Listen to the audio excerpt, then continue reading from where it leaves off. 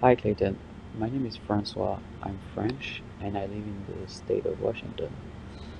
So the real estate market right now is fairly competitive, and I was wondering if it was better to put a cash offer on the property, so to pay it in full with fund from Fund and Group, for example, if it's possible, or use that money to put the down payment on multiple properties.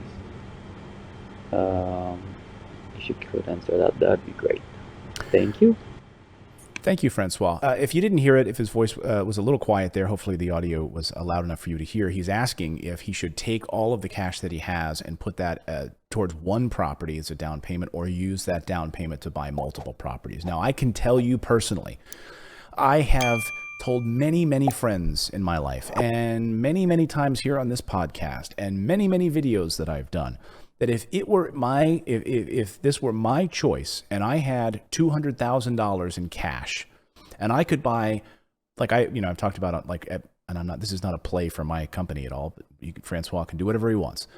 But like the minimum down payment for one of our rental properties at Morris Invest is going to be in that $40,000 to $45,000 range. Brand new construction with a tenant already in place and cash flowing, right? Done, brand and financing built in.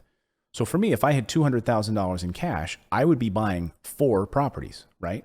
50, 50, 50, and have a little bit left over on down payments.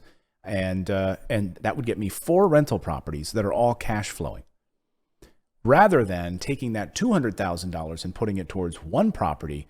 And is that one property going to be a place where I live? And now it's not even a performing asset.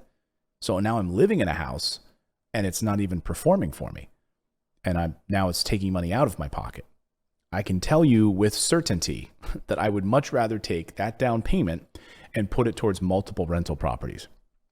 Now, and look, there are other, like if you're a veteran and you've got a veteran's loan, et cetera, and you don't have to put any money down, amazing, right? Then yes, then you can move into that property using the government's money, basically at a very low interest rate, and have nothing out of pocket and own a property. That's a different animal. But if you're having to use your capital and your cash right now to put towards a non-performing asset, a liability, technically, that's not a liability, but it's, it is taking money out of your pocket in the form of property taxes and fixing up. You got to go to Home Depot. All that stuff is your responsibility now. So I would much rather take that money and put it towards multiple investment properties that are now going to pay, upwards of $8,000, $9,000 in cash flow every month.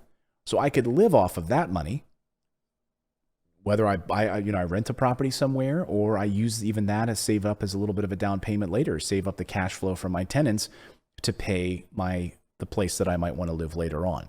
One thing that Robert Kiyosaki taught me years ago is use performing assets to pay for your liabilities. If you want that Ferrari, fine, you can still buy the Ferrari, but don't pay for it with cash. Borrow from the assets you have to buy those things, right? To buy the house you live in. Use your performing assets to help you get there. That's how the wealthy do it. Go back and reread Rich Dad, Poor Dad if you haven't in a few years. So thank you, Francois, for that question. If you have any questions, please feel free to reach out to us. Just go to morrisinvest.com/Clayton. You can leave us a voicemail question, and we will attempt to answer it here on the show. Try to keep them to about 30 seconds or less if you can. Now, go out there, take action, become a real estate investor. I believe it's the number one way to build wealth. We'll see you next time, everyone.